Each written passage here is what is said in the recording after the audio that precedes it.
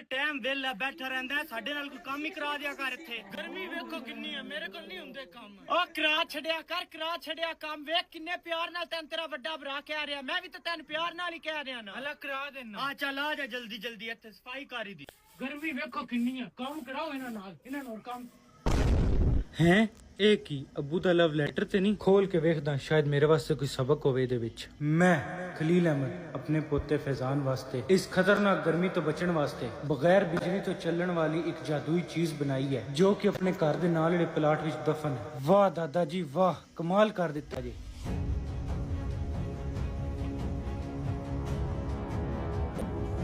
ओए तैन सफाई दा आके तू किथे जा रहे हैं छड़ दियो कर लेने मैंने इस तो बड़ा प्रोजेक्ट मिल गया। ओए किधर चला है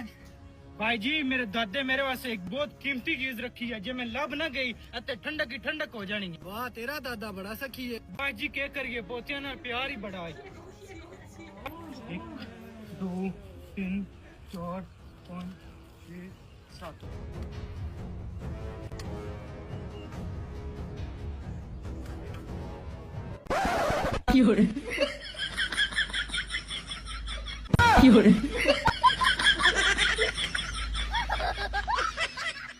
नाश्ता आपने बनाया था बड़ा कमाल का नाश्ता बनाया हुआ था मैंने खाना खाया ना 2 घंटे बाद ना मुझे दोबारा भूख लग गई है। किधर जा रही हो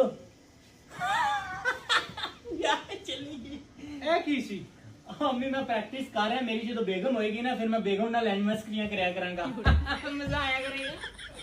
आप पे ना खुले बाल ज्यादा प्यारे लगते हैं इनको खोल दो। हाय अभी देखो कितने प्यारे बाल रख दिए आपकी की कर रहे हैं हम प्रैक्टिस करता पे मां जी जो शादी होगी उस तो बाद फिर इन्हीं गप्पा लाया करेंगे ना। इधर आओ देखो मेरी अम्मी यहाँ पे गर्मी में बैठी हुई है पंखा किसने चलाना है जाओ पंखा चलाओ। अम्मी चाय पीनी है चाय बना के लाओ मेरी अम्मी के लिए जाओ। की करता पे अम्मी जो मेरी शादी होगी ना उस तो बाद ना मैं अपनी बेगम में ही चार्टर लाया करांगा कितना मजा आया करेगा और करा दांगी तेरी शादी करा दांगी क्यों तेन आग लगी हुई है। नहीं अम्मी आपको क्यों नहीं लगी है मैं तो वैसे करता पिया। बेगम इधर आओ अम्मी को इधर आराम करने तेरी शादी कराने है तू जी आंटी जी हुन उम्र हो गया हुन शादी तो करानी है आंटी जी तुसी हुन आतिफ दी कदों शादी करा रहे हो मेरा दिल है हुन दी भी करा देवा कोई कुड़ी ढूंढ रही है। हां ठीक है अच्छी गल है और सुना तू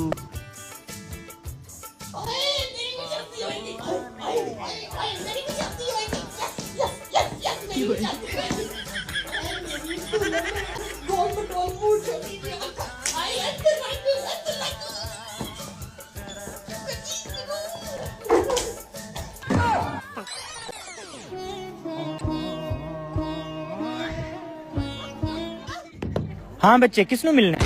अम्मी यार मैं या थोड़ा पुत्र थोड़ा सामान लेके आया गर्मी च गया ही काला हो गया हटो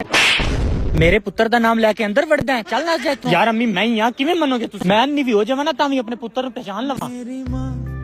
क्योंकि इस दुनिया विच छोटी जी हाइट दा कलवा जिसदा वड्डा जा मत्था मुंह ते दाने निकले होए ने मेरा पुत्र है तू नहीं। यार अम्मी मैं ही थोड़ा पुत्र मैं किवें मान ला 1 मिनट ए वेखो शनाख्ती का आजकल रिश्ते फेक बन जांदे ने की गल अम्मी यार हुन तुसी सुनो तुसी ना पूरा दिन खाला नाल गल्लां करदे रहंदे हो अब्बू दी साइड दी तुसी बुराई करदे रहंदे हो फुफ्फो नाल हमेशा तुसी चिढ़दे रहंदे मेरा मामू मतलब थोड़ा भाई जेड़ा हर टाइम बेकार बैठा रहंदा घर विच तुसी अब्बू नाल लड़ के सारे पैसे इकट्ठे करके मामू नु देंदे रहंदे हो ते तुसी आखदे हो ना तुहान किसी नाल कोई फर्क नहीं पड़दा तुसी अपने आप विच ही रहंदे हो सारे गली महल्ले दी खबर तुसी रखदे हो पूरी सीआईडी हो तुसी। हां हुन यकीन होया कि मैं ही थोड़ा पुत्र हां जेड़ा इन्ना सब कुछ जानदा आइंदा बेटा तो मैं चाहिदा भी नहीं चल जा दफा हो जा इत्थों।